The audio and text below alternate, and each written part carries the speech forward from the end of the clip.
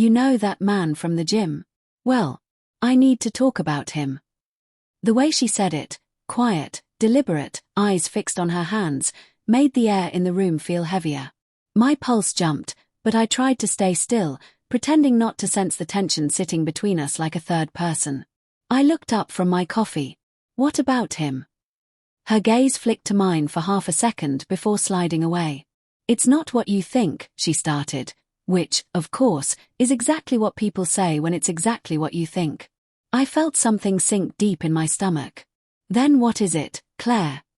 She opened her mouth, closed it, took a shaky breath. The morning light coming through the kitchen window hit her face in sharp lines, beautiful, but cold somehow. We've been talking, she said.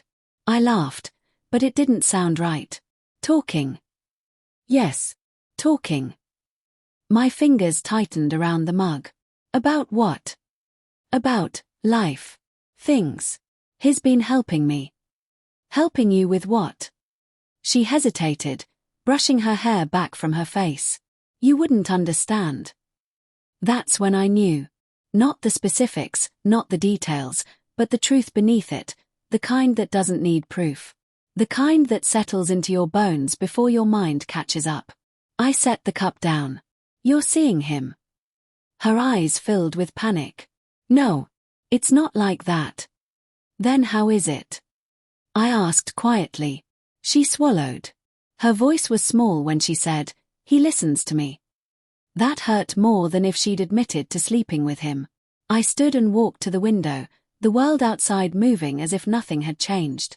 The neighbors mowing their lawn. A kid riding by on a bike. Everything normal, except me. How long? I asked without turning around. Since last month, she said. At first, it was just small talk at the gym. Then we started texting. Texting. The word landed like a stone in my chest. You've been deleting them, haven't you? She didn't answer, and she didn't need to. I turned. Why, Claire? Her eyes filled. I don't know. I was lonely. You've been working so much lately, and I. Don't, I said, my voice shaking. Don't you dare make this about me. She flinched. Silence pressed between us. I didn't plan it, she whispered. No one ever does. I paced the kitchen, every step echoing against the tile. My thoughts spun wildly, images of her laughing at her phone, of her coming home later than usual, of her sudden interest in working out again after years of not caring. All the little signs I'd brushed off. I'd trusted her completely. Maybe that was my mistake. What's his name? I asked. Ryan. Ryan. The guy I'd nodded to once or twice when dropping her off at the gym. The one who always seemed too friendly. The one she'd once described as motivated. My stomach turned. Did you sleep with him? I asked.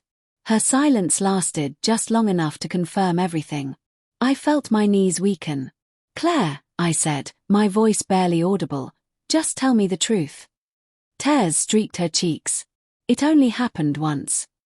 Once. As if that word could contain the damage. I stepped back, gripping the edge of the counter. My mind tried to make sense of it, to rationalize, to rewrite it, but it couldn't. There was no version of the truth that didn't destroy something inside me. Where? I asked.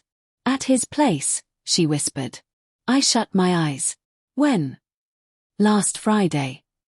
Last Friday. I'd been at my parents' house, fixing the gutter for my mom. She'd told me she had a late yoga class. I even texted her good night that evening, and she'd replied with a heart emoji. It felt obscene now. I stared at her, the woman I'd built my world around, and she couldn't even meet my eyes. Do you love him? I asked finally. No, she said quickly. God, no. It was a mistake. Then why does it feel like you're mourning something? She looked up, startled. I'm not. But her voice cracked. I sat down again, too drained to stand. My head buzzed. My hands wouldn't stop trembling. How long were you planning to keep this from me? I asked. I wasn't, she said softly. That's why I'm telling you now. Because of guilt, I said. Not honesty. Her shoulders slumped. We sat in silence. I could hear the faint ticking of the clock, the hum of the refrigerator, the distant sound of kids playing outside. Life moved on, mercilessly indifferent to mine. Finally, she said, I ended it. I swear. I told him we couldn't talk anymore. I looked at her, wondering if I'd ever be able to tell when she was lying again. And did he just accept that? Her silence told me everything. You still see him, I said. At the gym. It's not like that anymore, she insisted. It's just awkward. Then stop going. She hesitated. It's not that simple. I laughed bitterly.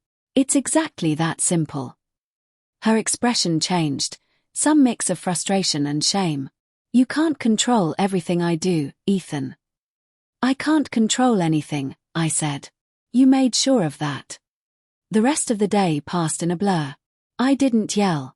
I didn't throw anything. I just moved through the motions, mechanical, detached, like I was watching someone else live my life. She stayed upstairs, crying.